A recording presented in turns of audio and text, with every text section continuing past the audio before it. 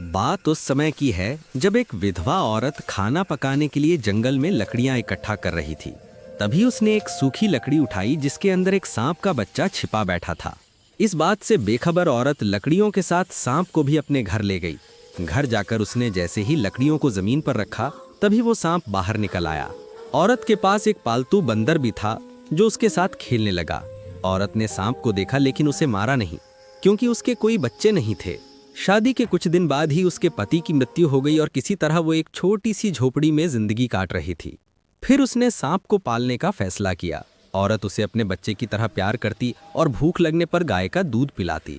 फिर ऐसे ही कुछ साल बीत गए और वो सांप अब बड़ा हो गया। फिर एक दिन वो सांप एक लड़के का रूप धारण कर लेता है। ये देख औरत समझ जाती है कि वो कोई साधारण सांप नहीं बल्कि एक इच्छाधारी नाग है। फिर एक दिन सांप ने औरत से कहा, आप मेरी शादी का प्रस्ताव राजा के समक्ष लेकर जाइए। ये सुन औरत बोली, बेटा ये तो असंभव है, राजा मेरी बात बिल्कुल नहीं सुनेगा। इस पर सांप ने कहा, माँ एक बार पूछने में क्या जाता है, मैं जानना चाहता हूँ कि राजा अपनी पुत्री की शादी मुझसे कराएंगे या नहीं। औरत बोली, ठीक है बेटा, मैं कल जाऊंगी। फिर अगले दिन वो महल की तरफ निकल पड़ी। थोड़ी देर चलने के बाद औरत महल पहुंच गई। जैसे ही उसने अंदर जाने का प्रयास किया तभी द्वारपालों ने उसे रोकते हुए कहा, आपको अंदर जाने की अनुमति नहीं है। जब तक राजा का आदेश नहीं होता कोई भी व्यक्ति महल के अंदर नहीं जा सकता। औरत बोली, बेटा राजा से बहुत जरूरी बात करनी है, कृपया करके मुझे जाने दे। उसके बार बार आग्रह करने पर द्वारपालों ने उसे महल के अंदर जाने दिया। औरत राजा के पास गई और कहा, मैं अपने बेटे के लिए आपकी पुत्री का हाथ मांगने आई हूँ और मैं ये भी पहले ही सुनिश्चित कर देती हूँ कि मेरा बेटा एक सांप है महाराज। ये सुनते ही राजा क्रोधित हो उठा। फिर सैनिकों ने औरत को घसीटते हुए ले जाकर महल से बाहर फेंक दिया। फिर वो दर्द के मारे कराहने लगी क्योंकि उसका एक हाथ टूट गया था। अब वो खुद को संभालते हुए किसी तरह घर लौटी और सांप बेटे को महल में हुई घटना के बारे में बताया। फिर उसने कहा, माँ तुम अपने हाथ की चिंता मत करो। तभी उसने मणि प्रकट की और बोला, मेरी माँ का हाथ अभी ठीक हो जाए। इतना कहते ही औरत का टूटा हुआ हाथ बिल्कुल पहले जैसा ठीक हो गया। सांप ने अगले दिन भी औरत को महल भेजा। इस बार भी राजा के सिपाही उसे महल से बाहर फेंक देते हैं। वो फिर एक बार जलील होकर और शरीर पर चोट लिए वापस घर लौट जाती है। इस बार भी सांप बेटे ने उसे ठीक कर दिया और एक बार फिर से औरत को महल जाकर राजा से शादी की बात करने के लिए कहा। वो घबरा गई और बोली, बेटे मैं बार बार जलील होने नहीं जा सकती और साथ ही मार पड़ती है सो अलग। माँ बस ये आखिरी बार आप चले जाइए, इसके बाद मैं दोबारा नहीं बोलूंगा जाने को। औरत फिर से एक बार राजा से कहती है, महाराज यहाँ आना मेरी मजबूरी है, बस आखिरी बार मैं आपसे पूछ रही हूँ, क्या राजकुमारी की शादी मेरे सांप बेटे से कराएंगे। फिर राजा ने कुछ देर विचार किया और मुस्कुराते हुए बोला, अगर राजकुमारी को ले जाना है तो अपने बेटे से कह देना, आज से ठीक 2 दिन बाद तुम्हारी झोपड़ी की जगह वहाँ एक विशाल महल होना चाहिए जो हमारे महल से साफ नजर आए और उस महल के सामने सामने 1000 हाथी और 400 घोड़े हमारे स्वागत के लिए खड़े होने चाहिए। राजा की बात सुन वो हैरान रह गई।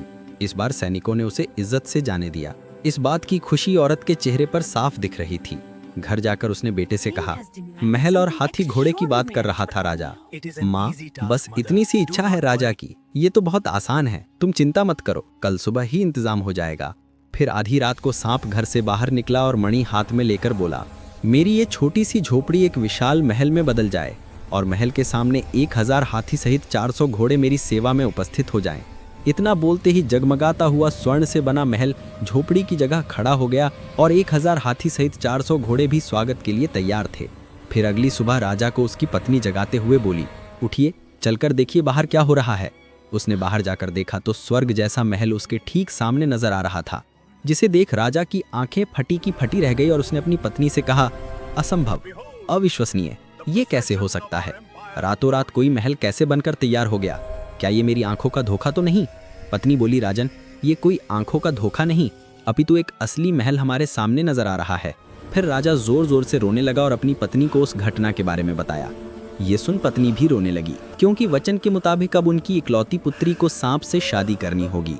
दूसरी तरफ सांप तैयार होकर राजकुमारी से शादी करने के लिए घर से निकल पड़ा और साथ ही हाथी घोड़े की बारात भी पीछे पीछे चल रही थी। राजकुमारी ने भी बिना चेहरा देखे उससे शादी कर ली। फिर राजा ने भारी मन से अपनी बेटी को विदा किया। फिर जैसे ही वो अपनी पत्नी को देखने के लिए कमरे में दाखिल होता है कि तभी उसका आधा शरीर सांप जैसा देख राजकुमारी घबरा गई और चिल्लाते हुए बाहर की तरफ भागी। फिर चारों तरफ एक दिव्य रोशनी का प्रकाश फैल गया और सांप रूप बदलकर अपने वास्तविक शरीर को धारण कर लेता है, जो कि एक बेहद ही सुंदर युवक लग रहा था। इस रूप में राजकुमारी सांप को देखकर हैरान रह गई। फिर उसने राजकुमारी से कहा, अभी जो हुआ इस घटना को तुम्हें गुप्त रखना है। ये किसी को मत बताना कि रात को मैं मनुष्य का रूप धारण कर सकता हूँ। फिर राजकुमारी ने इसका कारण पूछा। मुझे श्राप मिला है और उसके मुताबिक मेरी पत्नी ने अगर किसी को मेरी सच्चाई बता दी तो मुझे किसी अज्ञात जगह पर कैद कर दिया जाएगा और मैं इस संसार से हमेशा के लिए गायब हो जाऊंगा। राजकुमारी सहमति जताते हुए कहती है, ठीक है, मैं ये बात किसी को नहीं कहूंगी, मगर मैं तुम्हें किस नाम से पुकारूं? देव नाम है मेरा, तुम मुझे इसी नाम से बुलाना। इधर राजा को अपनी बेटी की चिंता हो रही थी तो उसने एक सैनिक से कहा, जाओ और बिना किसी की नजर में आए मेरी बेटी का पता लगाओ, वो ठीक है या नहीं, कहीं उस सांप ने फूलों सी नाजुक बेटी को कोई नुकसान तो नहीं पहुंचाया। फिर अगले दिन सैनिक सांप के महल में चुपचाप घुस जाता है और जब उसने छुपकर देखा तो राजकुमारी उसे ठीक हालत में नजर आई। फिर वो महल जाकर राजा और रानी से कहता है, राजन आप चिंता ना करें, राजकुमारी वहाँ बिल्कुल ठीक है। राजा को तनिक भी उम्मीद नहीं थी कि ये सुनने को मिलेगा और वो अभी भी संतुष्ट नहीं था। अब 2 दिन बाद राजा ने एक पत्र लिखा जिसमें वो अपने सांप दामाद और बेटी को भोज के लिए आमंत्रित करता है। जब राजकुमारी अपने पति के साथ मायके आती है तब माँ ने इशारों में कहा, मेरी बच्ची, हमने बहुत गलत किया है तुम्हारे साथ, तुम्हें कितना दुख झेलना पड़ रहा है हमारी वजह से। माँ, ये आप क्या कह रही हैं? मैं अपने पति के साथ बहुत खुश हूँ, बल्कि ये तो मेरा सौभाग्य है तो मुझे ऐसा जीवन साथी मिला। अब 1 महीना बीत गया और नगर में एक व्यापारी के घर शादी थी। उसने राजा और राजकुमारी को आमंत्रित किया तो सांप ने कहा, मेरी प्यारी पत्नी, तुम पहले चाहो मैं सूरज ढलते ही इंसानी रूप में वहां आ जाऊंगा। मैं तुम्हें फिर से याद दिला दूं, ये बात किसी से कहना नहीं कि मैं दिन में सांप और रात को एक मनुष्य का रूप ले सकता हूँ। इस बात का ध्यान रहे, नहीं तो तुम्हें पता है कि इसका अंजाम क्या होगा मेरे साथ। पति के कहे अनुसार राजकुमारी उस भव्य समारोह में अकेले ही चली जाती है। अब सूरज ढलते ही सांप ने अपना रूप बदला और वो भी निकल पड़ा। फिर जैसे ही वो समारोह में पहुंचता है, उसके चेहरे का तेज देखकर लोगों की आंखें खुली की खुली रह गई। सबके मन में बस एक ही विचार चल रहा था कि इतना सुंदर युवक आखिर कौन है। इधर राजकुमारी बैठी अपने पति को देख रही थी कि तभी उसकी माँ वहां आकर बोली, बेटी, तुमने देखा ना कितना सुंदर युवक है। सबकी निगाहें बस उसी पर टिकी हैं। काश दामाद जी सांप ना होकर ऐसा ही कोई सुंदर युवक होते। माँ की बात उसे कांटे की तरह चुभी और क्रोधित होकर राजकुमारी बोली, माँ, आप मेरे पति को ताना मारना बंद कीजिए, और जिस सुंदर युवक को आप देख रही हैं वो कोई और नहीं बल्कि मेरे पति हैं और उनका नाम देव है। उसके इतना बोलते ही देव वहां से अदृश्य हो गया जैसे वो कभी था ही नहीं। ये देख राजकुमारी घबराकर अपने सांप पति को तलाशने लगती है, मगर उसे वो कहीं नजर नहीं आता। पति के ना मिलने पर अब वो जोर जोर से रोने लगी। ये देख माँ ने कहा, मेरी बच्ची, तुम रो क्यों रही हो? आखिर ऐसा क्या हो गया? मुझसे बहुत बड़ी भूल हो गई माँ, जो मैंने आपको उनकी सच्चाई बता दी, मगर अब कुछ नहीं हो सकता। मेरे पति मुझे छोड़कर हमेशा के लिए जा चुके। बेटी, फिर तो ये सारा दोष मेरा है। ना मैं दामाद जी की बुराई करती और ना तुझे कुछ कहना पड़ता। राजकुमारी बोली, मैं अपने पति से बहुत प्यार करती हूँ, चाहे वो कहीं भी हों, मुझे उन्हें ढूंढना ही होगा। फिर अगली सुबह राजकुमारी सफर के लिए जरूरी सामान लेकर घर से निकल पड़ी। अब 4 दिन हो गए। राजकुमारी भूखी प्यासी बिना रुके चलती रही। जंगल में ना जानवरों का डर ना कमजोर शरीर उसके इरादे को तोड़ पाया। थकान से चूर हुई वो एक जंगल से गुजर रही थी कि तभी उसके सामने एक बूढ़ा व्यक्ति आया और कहा, तुम्हें उत्तर दिशा में जाना चाहिए, वहां तुम्हें इंद्रदेव मिलेंगे। अब वहीं तुम्हारे पति के बारे में कुछ बता पाएंगे। राजकुमारी उत्तर दिशा की तरफ चल पड़ी और कुछ देर चलने के बाद वो इंद्रदेव के पास पहुंच गई। फिर उनसे पूछा, हे प्रभु, मैं अपने खोए पति को ढूंढ रही हूँ, क्या आप जानते हैं कि वो मुझे कहाँ मिलेंगे? यहाँ से थोड़ी दूरी पर समुद्र है, वहाँ जाकर समुद्र के देवता वरुण देव से पूछना। मुझे पूरा विश्वास है उन्हें जरूर मालूम होगा कि तुम्हारे पति कहाँ हैं। अब राजकुमारी समुद्र की दिशा में चलने लगी। क्या जंगल और क्या पहाड़, चाहे चिलचिलाती धूप हो या मूसलाधार बारिश, ये सब सहते हुए 3 दिन के बाद वो आखिरकार समुद्र किनारे पहुंच गई। फिर हाथ जोड़ उसने समुद्र देव को पुकारा।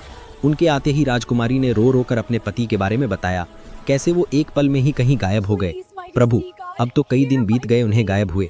मैं आपसे विनती करती हूँ कि कृपया कर मुझे एक बार उनका पता बता दें, नहीं तो मैं उनकी तलाश करते हुए अपने प्राण त्याग दूंगी।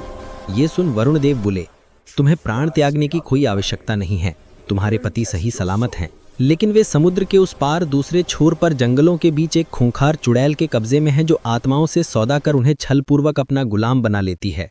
इस पर राजकुमारी कहती हैं, चाहे वो कितनी ही ताकतवर चुड़ैल क्यों ना हो, मैं वहां जाऊंगी और उसके चंगुल से अपने पति को छुड़ाकर वापस लेकर आऊंगी। बस आपसे इतनी ही गुजारिश है, मुझे समुद्र पार उस जगह तक पहुंचा दें तुम्हारी यही इच्छा है तो ठीक है, मैं तुम्हें वहां ले जाऊंगा। फिर उन्होंने एक मछली का रूप धारण किया और राजकुमारी उनके पीठ पर बैठ गई। अब वे तूफान की रफ्तार से तैरते हुए बस कुछ ही क्षणों में समुद्र पार कर दूसरे छोर पर राजकुमारी को पहुंचा दिया। अब जैसे ही वो एक पेड़ के नीचे आराम करने बैठी कि तभी एक भयानक हंसी उस जगह गूंजने लगी। फिर पल भर में ही चुड़ैल राजकुमारी के सामने प्रकट हो गई। वो भागती उससे पहले ही चुड़ैल ने उसे पकड़ लिया और उठाकर अपने साथ ले गई। जब वो राजकुमारी को अपने घर लेकर आई, वही पिंजरे में कैद देव ने अपनी पत्नी को तुरंत पहचान लिया। राजकुमारी ने भी उसे देख लिया था, मगर वे दोनों ही खामोश रहे। अब चुड़ैल कहती है, तुम यहीं रहना, मैं शिकार करने जा रही हूँ। अगर कहीं भागने की कोशिश की तो मैं तुम्हें कच्चा खा जाऊंगी। इतना बोलकर वो चली गई।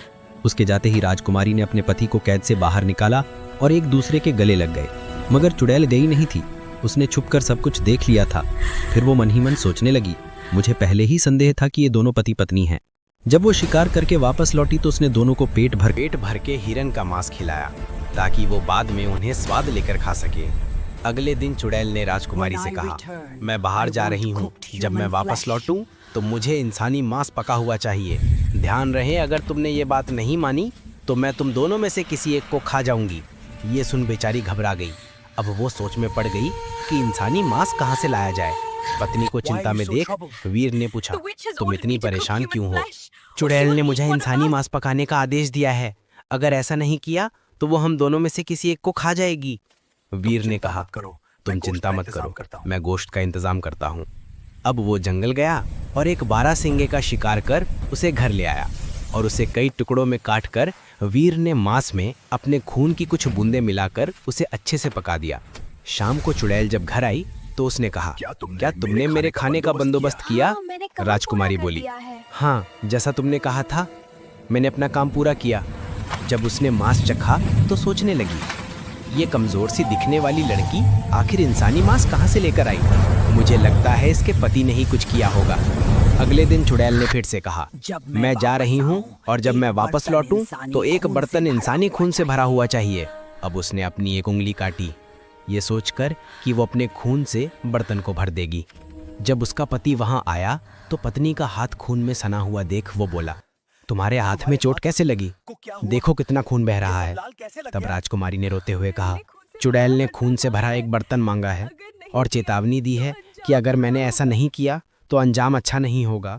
तुम कितनी नादान हो जो अपने खून से बर्तन भरने चली। अगर तुमने अपने शरीर का एक एक बूंद खून भी निकाल लिया तब भी ये बर्तन नहीं भरेगा। तुम जाओ, अपने हाथ का खून रोको और ये काम मुझ पर छोड़ दो। फिर वो जंगल गया और एक जंगली सूअर का शिकार कर उसे घर ले आया और सूअर के टुकड़े कर उसके खून से बर्तन को पूरा भर दिया। चुड़ैल जब वापस घर लौटी तो उसने कहा, क्या तुमने वो काम किया जो मैंने कहा था? राजकुमारी बोली, हाँ, बर्तन भरा हुआ रखा है। जब चुड़ैल ने खून चखा तो उसे बिल्कुल भी शक नहीं हुआ कि वो किसी जानवर का खून है। उसने सोचा, लड़की इतना खून कहाँ से ले आई? जरूर ये काम भी उसके पति का ही होगा। मैं उसे अब छोड़ूंगी नहीं। अब चुड़ैल को एक बहाना चाहिए था वीर को खाने का। फिर वो राजकुमारी से बोली, मैं बाहर जा रही हूँ, जो आदमी वहाँ कैद है मेरे वापस लौटने से पहले तुम उसे मार देना। अब ये बात उसने अपने पति वीर को बताई। वीर ने कहा, तुम घबराओ मत, आज इस चुड़ैल को मैं खत्म कर दूंगा। अब वो अपना रूप बदलकर एक बूढ़ा इंसान बन गया और एक कुल्हाड़ी लेकर जंगल में लकड़ी काटने निकल पड़ा। इधर चुड़ैल जंगल में शिकार तलाश रही थी। तभी उसने महसूस किया कि कोई इंसान आसपास ही है और उसकी गंध का पीछा करते हुए वो बूढ़े वीर तक आ पहुंची और उसके पास जाकर बोली, ए बूढ़े इंसान, तुझे डर नहीं लग रहा जो तुम मेरे जंगल से लकड़ियां काटने की गुस्ताखी कर रहा है? इसके लिए मुझे क्षमा करें, मैं तो बस एक जवान लड़के के लिए ताबूत बना रहा हूँ। चुड़ैल ने पूछा, आखिर कौन था वो जिसकी मृत्यु हुई था? एक नौजवान जिसकी पत्नी ने ही उसे चाकू से मार दिया। ये सुन चुड़ैल बहुत खुश हुई। उसने सोचा, आखिर लड़की ने खुद की जान बचाने के लिए अपने पति को मार दिया। लगता है मुझसे गलती हो गई। ये ताबूत मैंने उसके कद से छोटा बना दिया, अब मुझे दूसरा बनाना पड़ेगा। तभी चुड़ैल बोली, मैं इसमें लेटकर देखती हूँ क्योंकि वो मेरे ही कद का था, मैं उसे जानती थी। जैसे ही वो उसमें लेटी, वीर ने तुरंत ताबूत को बंद कर उसमें आग लगा दी। देखते ही देखते चुड़ैल ताबूत के साथ जलकर भस्म हो गई। अब वीर श्राप से मुक्त होकर अपनी पत्नी के साथ वहां से चला गया।